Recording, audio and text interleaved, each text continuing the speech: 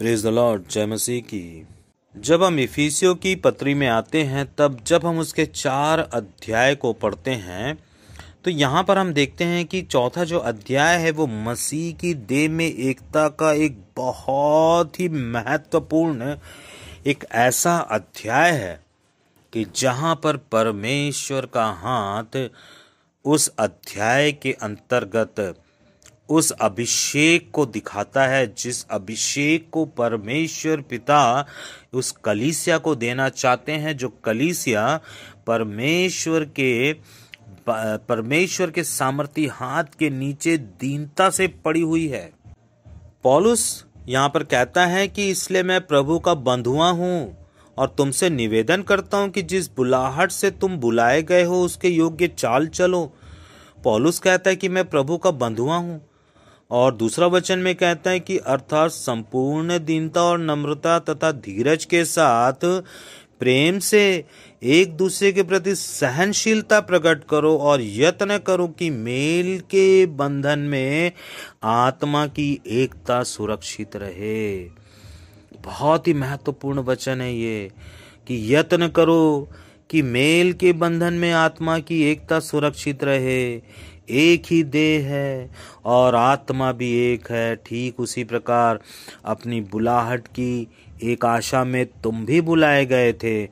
एक ही प्रभु, एक ही विश्वास, एक ही बपतिस्मा और सबका एक ही परमेश्वर पिता है, जो सबके ऊपर और सबके मध्य और सब में है। 3 बातें हैं यहाँ पर। सबके ऊपर है, सबके मध्य में है और सबके अंदर है।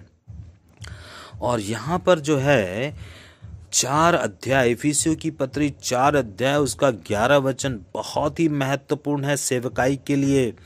उसने कुछ को प्रेरित, कुछ को भविष्यवक्ता, कुछ को सुसमाचार प्रचारक, कुछ को पास्टर और कुछ को शिक्षक नियुक्त करके दे दिया कि पवित्र लोग सेवा कार्य के योग्य बने और मसीह की देह तब तक उन्नति करे जब तक कि हम सब के सब विश्वास में और परमेश्वर के पुत्र के पूर्ण ज्ञान में एक ना हो जाएं, परिपक्व ना हो जाएं, अर्थात मसीह के पूरे डील डौल तक बढ़ ना जाएं। बहुत ही इंपॉर्टेंट वचन है ये, बहुत ही इंपॉर्टेंट वचन है। 15 वचन कहता है कि प्रेम में और सच्चाई से चलते हुए सब बातों में उनमें उसमें जो सिर है अर्थात मसीह में बढ़ते जाएं, जिससे कि संपूर्ण देह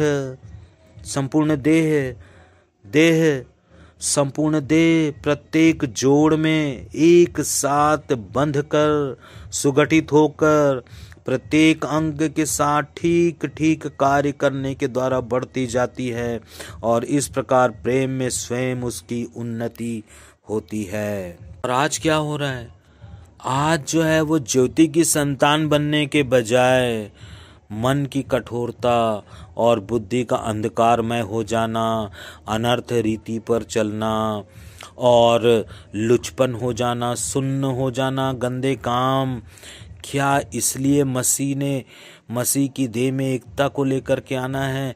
क्या ऐसे ही ज्योति की संतान बन पाएंगे? और किस प्रकार से आज जो मसीह चाल चलन है उसके जो पुराने जो मनुष्यत्व है उसको आज भी नहीं उतारा गया है, और यह जो है भरमाने वाली अभिलाषाओं के अनुसार लगातार भ्रष्ट होता जा रहा है। अर्थात आज कलीसिया की ज़रूरत क्या है? कलीसिया की ज़रूरत है कि मसीह की देह में एकता, और एक व्यक्ति भी जो कलीसिया में आता है, जो कलीसिया में सुगठित होने के लिए अपनी देह के साथ में आता है, शारीरिक देह के साथ में आता है, लेकिन मसीह की देह के साथ में जुड़कर वो आत्मिक देह बन जाता है। और एक पास्टर का ध्यान उस देह के तरफ कभी नहीं जाता, वो तो बस अपने ही देह को देखता, अपने ही मन की बातों को करता है और मिलाकर बातों को करता है। लेकिन आज तक जो ध्यान जाना चाहिए इन बातों के ऊपर में कि मसीह की देह में एकता कैसे सिद्ध होगी। तो मसीह की देह में एकता ऐसे सिद्ध होगी कि जब तक कलीसिया में 5 प्रकार की सेवकाई और उससे बढ़कर भी अन्य अन्य जो सेवकाई है, जब तक कलीसिया में निर्मित नहीं होगी, तब तक उसको मसीह की देह में कदापि नहीं कह सकता। मसीह उसे कदापि अपनी देह नहीं मान सकते। प्रभु यीशु मसीह उसी कलीसिया को अपनी देह मानेंगे जिस देह में मसीह की देह में एकता अर्थात नम्रता, दीनता, धैर्य, सहनशीलता, मेल का बंधन, आत्मा की एकता और एक ही आशा में स्थिर होना, एक ही प्रभु, एक ही विश्वास के साथ स्थिर होना, एक ही बपतिस्मा और एक ही परमेश्वर पिता के अधीनता में जब तक एक कलीसिया नहीं आएगी, तब तक मसीह उस कलीसिया को उन 5 कुमारियों के समान त्याग देने की अवस्था में रखते हैं कि जिन कुमारियों ने अपने दीपक में तेल नहीं भरा था। मेरा यहाँ कहने का उद्देश्य यह नहीं कि मैं कलीसिया के नकारात्मक पक्ष की तरफ बात करूं, परंतु मेरा एक ही कहना है कि किस प्रकार से उसने कुछ को प्रेरित और कुछ को भविष्यवक्ता, कुछ को सुसमाचार प्रचारक, कुछ को पास्टर और कुछ को शिक्षक नियुक्त कर दिया कि पवित्र लोग सेवा कार्य के योग्य बने और मसीह की देह लगातार उन्नति करे, तब तक उन्नति करे कि जब तक हम सब के सब विश्वास में और परमेश्वर के पुत्र के पूर्ण ज्ञान में एक ना हो जाएं, परिपक्व ना हो जाएं, अर्थात मसीह के पूरे डील डौल तक ना बढ़ जाएं। इस अवस्था में आना ही उन 5 कुंवारियों की स्थिति में आना है कि जिन 5 कुंवारियों ने अपने अपने दीपक के जलने के लिए अलग से उन्होंने तेल की व्यवस्था की थी, कुप्पियों में तेल को भर के रखा था। आज कलीसिया की दुर्दशा है। कलीसिया में आज तेल नहीं है, कलीसिया में प्रेम नहीं है, कलीसिया आज टूटी पड़ी हुई है। कलीसिया केवल क्षणिक 2 घंटे के लिए आती है, 128 घंटे में 2 घंटे के लिए आती है। ये क्या समय है। जितने भी बड़े बड़े जो सेवक गण हैं, उन्हें इन तमाम बातों को लेकर के आना होगा, इन तमाम बातों को कलीसिया में रखना होगा कि 5 प्रकार की सेवकाई, 5 कुंवारियों की सेवकाई जब तक कलीसिया में नहीं होगी, तब तक वो कलीसिया सिद्ध नहीं होगी, और जब तक कलीसिया सिद्ध नहीं होगी, तब तक कलीसिया उठाई नहीं जाएगी। ये बाइबल कहती है, मैं नहीं कहता हूं। इन बातों को मैं कई बार कई पास्टरों के सामने रखा, लेकिन उन्होंने मुझे केवल एक ही शब्द से मुझे हटा दिया कि ये सब बातें अब कलीसिया में नहीं पाई जाती। तो कलीसिया में क्या पाया जाता है? ये कलीसिया जो है, जो आज चल रही है, कलीसिया बंद कर देनी चाहिए। इस कलीसिया में केवल धोखा ही धोखा भरा हुआ है, क्योंकि यदि पढ़ने वाले को जब ये वचन मिलता है तो वह उस वचन में नहीं चल पाता, ना उस वचन के विषय में वो पास्टरों से और लोगों से पूछताछ करता है। तब क्या जब इस वचन का प्रकटीकरण पवित्र आत्मा के द्वारा हो रहा है, तो क्या इसे समझा जाएगा? ये बहुत ही दुखद स्थिति आज कलीसिया में है। रोमियो की पत्री उसका 11 अध्याय 12 वचन कहता है, हे भाइयों, मैं परमेश्वर की दया का स्मरण दिलाकर तुमसे आग्रह करता हूँ कि तुम अपने शरीरों को जीवित, पवित्र और ग्रहण योग्य बलिदान करके परमेश्वर को समर्पित कर दो। यही तुम्हारी आत्मिक आराधना है। आत्मिक आराधना क्या है? आत्मिक आराधना यह है कि हम परमेश्वर के सामर्थी हाथ के नीचे दीनता से बने रहें, पवित्रता से बने रहें और ग्रहण योग्य होने पाएं। क्यों ग्रहण योग्य होने पाएं? इसका जो उत्तर है वो 12 अध्याय और उसका 4 वचन में मिलता है। क्योंकि जैसे हमारे शरीर में अनेक अंग हैं और सभी अंगों का एक ही कार्य नहीं, वैसे ही हम भी जो अनेक हैं मसीह में एक देह है और एक दूसरे के अंग हैं। जबकि उस अनुग्रह के द्वारा जो हमें दिया गया है, हमें विभिन्न वरदान मिले हैं। तो जिसको भविष्यवाणी का दान मिला है वह विश्वास के परिमाण के अनुसार भविष्यवाणी करे। यदि सेवा का तो सेवा में लगा रहे। जो शिक्षक है वह शिक्षा देने में, या वह जो उपदेशक है वह उपदेश देने में। दान देने वाला उदारता से दे, नेतृत्व करने वाला परिश्रम से करे, और दया करने वाला प्रसन्नता पूर्वक करे। और ये सब जो बातें हैं वो निष्कपटता से और प्रेम से और भलाई से और भातृभाव से जो है परस्पर आदर करने और एक दूसरे में बढ़ने का नाम है। प्रयत्न करने में कभी भी आलसी ना बने और आत्मिक उत्साह निरंतर बनी रहे और प्रभु की सेवा करते रहो। आशा में आनंदित रहो, क्लेश में स्थिर रहो और प्रार्थना में लवलीन रहो। और पवित्र लोगों की जो आवश्यकता हो उसमें उनकी सहायता करो। पहुनाई करने में लगे रहो और अपने सताने वाले को आशीष दो पर श्राप ना दो। मिलजुल कर रहो, परस्पर एक सा मन रखो। रोने वालों के साथ रो, आनंद करने वालों के साथ आनंद करो। अभिमानी ना बनो परंतु दीनों से मिलजुल कर रहो। अपनी दृष्टि में बुद्धिमान ना बनो, बुराई के बदले किसी के साथ बुराई ना करो।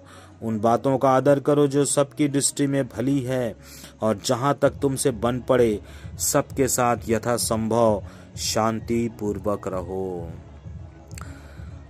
अर्थात जब तक हम प्रभु के सामर्थी हाथ के नीचे दीनता से नहीं बने रहेंगे तब तक परमेश्वर पिता हमें उस सेवकाई को नहीं देंगे जो सेवकाई एक कलीसिया में होनी चाहिए। आइए हम पहला कुरिन्थियों 12 अध्याय और 29 और 30 वचन को देखते हैं। पौलुस कहता है कि क्या सब रखवाले हैं, या क्या सब नबी हैं, क्या सब शिक्षक हैं, क्या सब सामर्थ के काम करने वाले हैं, या सबको चंगा करने का वरदान मिला है? क्या सब अन्य भाषाएं बोलते हैं? क्या सब उनका अर्थ बताते हैं? जिस प्रकार देह तो एक है पर उसके कई अंग हैं, ठीक इसी प्रकार मसीह की देह के ये वे अंग हैं जिनका काम अलग अलग तो है, पर सबका उद्देश्य मसीह की देह में बने रहकर स्वर्ग के राज्य की जीत की घोषणा करना है और एक ही देह में रहकर देह का संचालन करना है।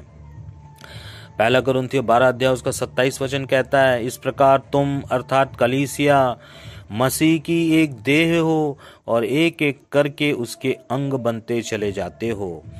आज कई यह मानते हैं कि इस बहुआयामी सेवकाई की आज जरूरत नहीं है और यह नहीं हो सकता। कई यह मानते हैं कि एक ही व्यक्ति के अंदर सभी सेवकाई मौजूद है। कई यह मानते हैं कि आज प्रेरित इन्हें गिने हैं, बाकी सब शून्य है। क्या तो प्रभु की देह उन्नत कैसे होगी? फिर परमेश्वर को अपने पुत्र की आत्मा को भेजने की जरूरत क्या थी?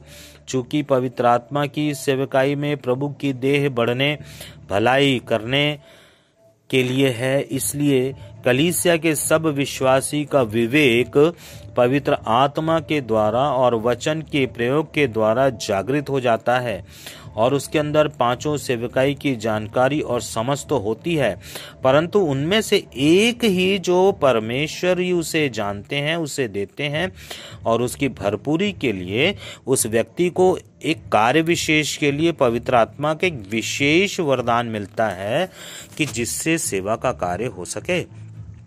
पवित्र आत्मा का जो दान, जो अभिषेक मिलता है वो घमंड करने के लिए नहीं दिया जाता। पौलुस कहता है सब वरदानों से बढ़कर प्रेम का वरदान है और पवित्र आत्मा का वरदान, और इसका ऑपरेशन तब ही महत्वपूर्ण है जब वरदान पाए व्यक्ति का आत्मिक जीवन अगापे प्रेम की बुनियाद पर टिका हो। और यहाँ प्रेम का अर्थ है कि पवित्र आत्मा का निरंतर सम्मान और आदर देना, और यह बात परमेश्वर तक पहुँचे। क्योंकि यदि किसी के मन में ईर्ष्या का भाव है तो सचेत हो जाएं, पश्चाताप में चले जाएं। इसी प्रकार से अहंकार, अभद्रता, असहनशीलता, बड़प्पन, दूसरों को तुच्छ समझना, साम्राज्यवाद का शिकार होना, क्रोध, रोष, छल, दूसरों को जलील करना, अधैर्यवान होना, हर समय श्रेष्ठ होने का प्रमाण देना, स्वयं ही संचालित होते रहना, झूठ बोलना, छिपाना, गुप्त पाप करना आदि अनेक ऐसी बातें हैं जिसमें प्रेम नहीं है। ऊंचा सुनना, दूसरों को दिखाने के लिए कोई काम करना, परोपकार का भाव ना होना, वचन का जानकार हूँ इसका घमंड होना, अपनी गलती कभी ना मानना, कठोर बने रहना, ये सब बातें सेवा कार्य में बाधक हैं।